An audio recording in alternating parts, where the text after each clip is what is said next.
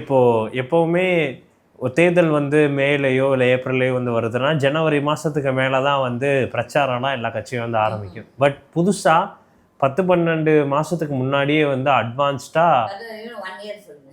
ஆ 1 year அந்த மாதிரி ஆரம்பிச்சிட்டாங்க.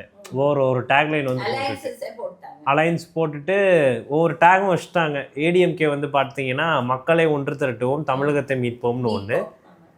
டிவிகே வந்து இப்போ தான் வந்திருக்காங்க. அவங்க ஒரு டேக் வந்து வச்சுருக்காங்கன்னா வெற்றி பேரணியில் தமிழகம் அப்படின்ற ஒன்று. டிஎம்கே ஒன்றுன்னு இல்லாமல் 3 வச்சுருக்காங்க. எதை சொல்கிறதுனே எல்லாருக்குமே அவங்களுக்குமே கன்ஃபியூஷன் எதை கொண்டு போகிறது அப்படின்ட்டு. நலம் காக்கும் ஸ்டாலின் ஒன்று, ஓரநீர் தமிழ்நாடு ஒன்று, மக்களை தேடி முதல்வர்னு ஒரு திட்டம். ஸோ இந்த மாதிரி இந்த 3 டிஎம்கேவோட திட்டத்தில் கோர்ட்டு தலையிட்டு ஒரு சில ரெஸ்ட்ரிக்ஷனும் வந்து கொடுத்துருக்காங்க. இதெல்லாம் வந்து கரெக்டாக மேம்.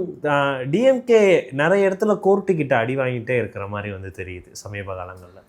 நம்ம அப்படி சொல்கிறதுக்கு இல்லை, அவங்க அடியும் வாங்குறாங்க. அதுக்கப்புறம் அவங்க நீங்கள் அந்த திராவிட ஊடகங்கள் பார்த்தீங்கன்னா அப்படியே என்னமோ பெரிய நாளைக்கே மோடியை துரத்தி விட்ட மாதிரி பேசுவாங்க. நீங்கள் பாருங்கள் அவங்களோடதெல்லாம் என்னமோ மோடியை துரத்தி விட்டாச்சு, அமித்ஷாவை துரத்தி விட்டாச்சு, அதெல்லாம் எல்லா ஊடகங்களும் போய் தான் பார்ப்புறாங்க. ஓகே, இந்த ஃபர்ஸ்ட் வில் டாக் அபவுட் திமுக. ஏன்னா அவங்க தான் இப்போ ஆட்சியில் இருக்காங்க. மக்களை தேடி வரும்னா மக்களை தேடி நான் வந்து இந்த ஸ்டாலின் எவ்வளோ தடவை இந்த வழியாக தான் நடந்து போகுது கார் வாக்கிங் போகும்போது. நான் நிறைய தடவை எங்கள் ஒர்க்கர்ஸை சொல்லியிருக்கேன், வண்டியை நிறுத்தி விட்டு அந்த ஆள் இந்த ரோட்டில் நடக்க சொல்லி எந்த லட்சணத்தில் இருக்குதுன்னு சொல்லி.